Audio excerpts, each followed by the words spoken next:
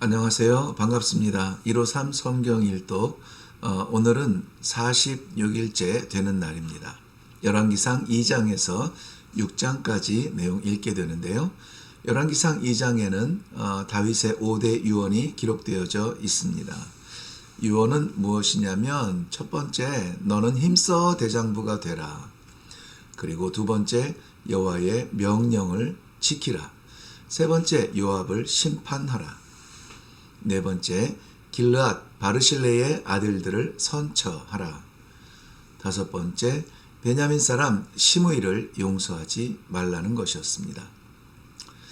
그리고 또 다른 내용 가운데는 한 차례 용서받은 아도니아 기억하시죠?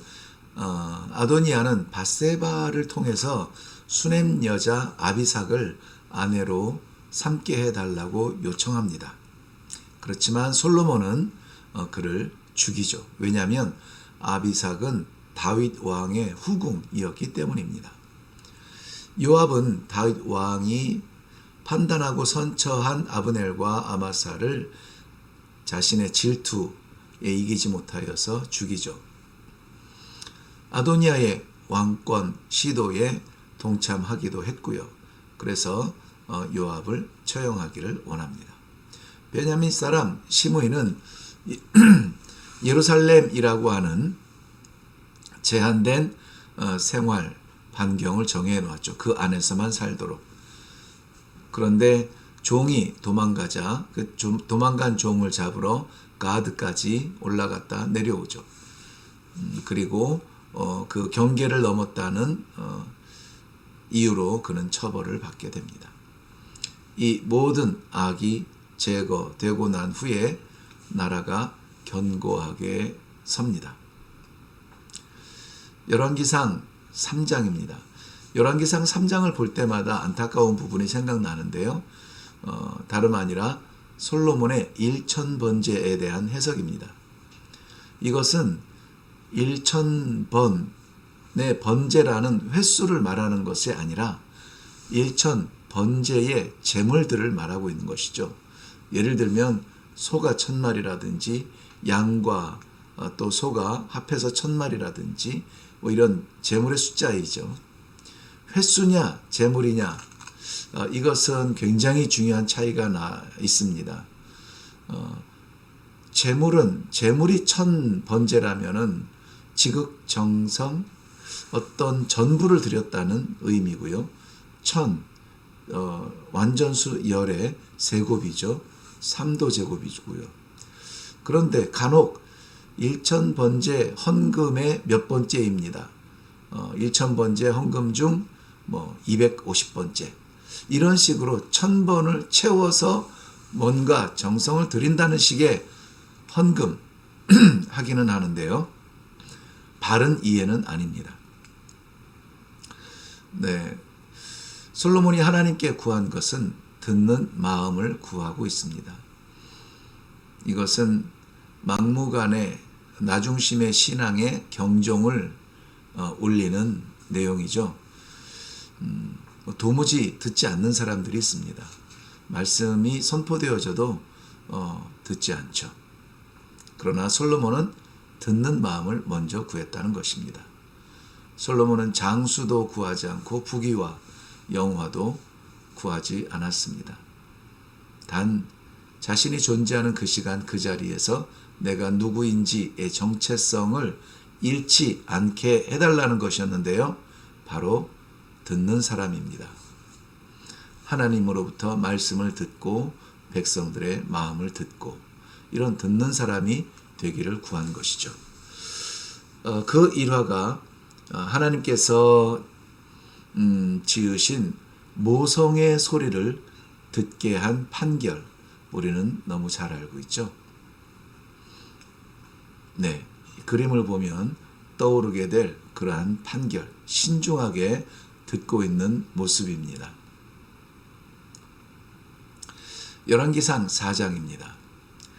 나라가 세워져 가는 조직과 질서가 견고하게 세워져 갑니다. 나라의 백성과 부요함을 보여주고 있는데요. 나라와 또한 주변 국가들의 관계는 평안했습니다. 그 혜택은 고스란히 백성들이 누리게 되죠. 이런 것들이 행복한 나라가 아닐까요? 질서는 견고하게 세워져 있고 나라는 부요해졌고 백성들은 부요해졌고 나라는 주변국과 평안을 누리고 완전한 행복의 나라죠. 이 모든 원인이 어디에 있을까요? 29절에 보면 하나님이 솔로몬에게 지혜와 총명을 심히 많이 주사 솔로몬의 지혜가 아니라 그것을 주신 하나님의 은혜라는 것이었습니다. 열왕기상 5장입니다. 솔로몬의 마음에 하나님의 성전을 건축해야 한다는 사명이 생깁니다. 그런데 그 성전 건축에 실질적으로 헌신할 사람들이 등장하는데요. 대표적으로 두로왕 히람의 이야기입니다. 두로왕 히람은 다윗 왕과의 좋은 관계를 갖고 있었는데요. 그것이 아들 솔로몬 왕까지 연결되고 있습니다. 두로왕 히람은 이방의 왕이지만 전적인 도움을 하면서 이 솔로몬의 성전 건축을 돕게 되죠. 솔로몬은 히람 왕을 존중하고요. 히람 왕은 신임 왕이지만 솔로몬을 존중하는 아름다운 모습입니다. 12절에 보면 하나님께서 주신 지혜라고 기록되어져 있네요. 합력하여 선을 이루는 것도 하나님께서 주시는 것입니다. 우리의 인격이나 우리의 노력 다 귀하지만 이 모든 것을 하나님께서 주시는 것이라 여기면은 더 힘이 나겠죠. 열왕기상 6장입니다. 건축하게 된 성전의 디자인과 구조를 읽어보면 준비된 대로 다윗이 준비한 모든 재료로 뚝딱 해치우듯 서두를 수 없는 건축이었습니다. 대표적으로는 건축 도중에 성전 속에서 방망이나 도끼나 철 연장 소리가 들리지 않도록 했다. 굳이 이유를 찾자면 거룩한 성전에서 이런 연장 소리가 잡음이 들리지 않도록 했던 것은 아닐까요?